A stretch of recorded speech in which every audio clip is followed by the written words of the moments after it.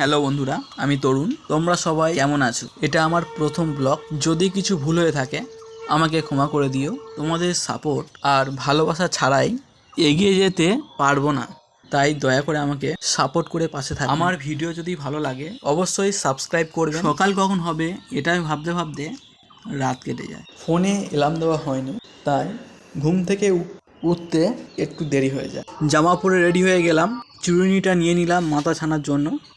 তো মাথা ছানা কমপ্লিট, চিরুনিটা রেখে দিলাম আর বেরিয়ে পড়লাম। চলো দেখা হচ্ছে। নিজেকে একটু দেখে নিলাম আয়নাতে কেমন লাগছিল, তো দেখলাম ঠিকঠাক আছে। তো চলো বেরিয়ে পড়লাম চাবি আর ব্যাগ নিয়ে।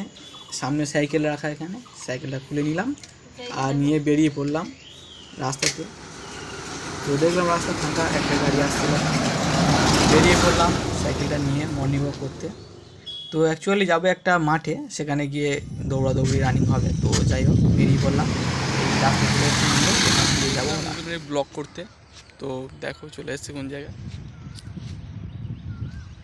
কাশফুলের বাগানে।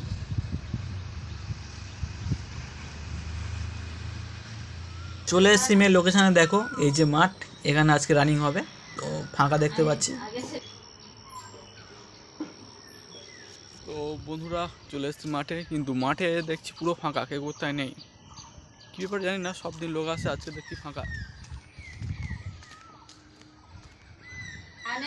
ওই দূরে দেখা যাচ্ছে একজন দৌড়াচ্ছে, দেখো তোমাদের জুম করে দেখাচ্ছি, ওই সে যাচ্ছে। ইনি আর আমি একা হাসছি, আর কি করে যাবে, আজকে কেউ আসেনি, একাই ঘুরছি।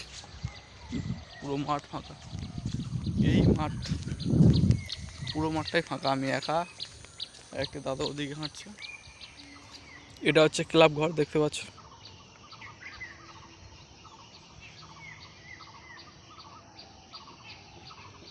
তো দেখলাম কেউ নেই, একটু দৌড়ে নি, তো দৌড়াচ্ছি দেখো। তো চলো বন্ধুরা বেরিয়ে পড়লাম, হয়ে গেছে।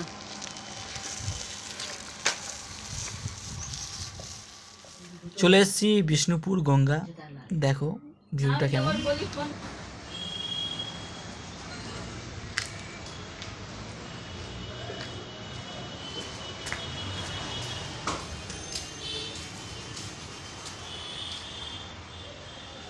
শুনেছি গঙ্গার মতো পবিত্র আর কিছু নেই, তো এই গঙ্গা দিয়ে আজকে নিজেকে পবিত্র করে নিলাম জল ছিটিয়ে। আর সামনে মা গঙ্গা দেবীর মন্দির আছে, তোমাদেরকে দেখাচ্ছি দেখো।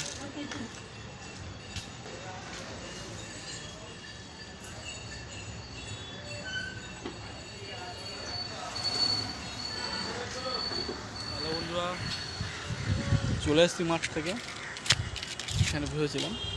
তো এবার বাড়িতে চলে যাব। এই যে খালটা দেখতে পাচ্ছ, ঘর বাড়ি পুরোটা বন্ধ হয়ে গেছে।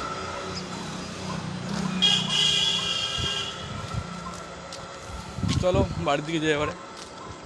তাহলে খাবার কি কি আছে,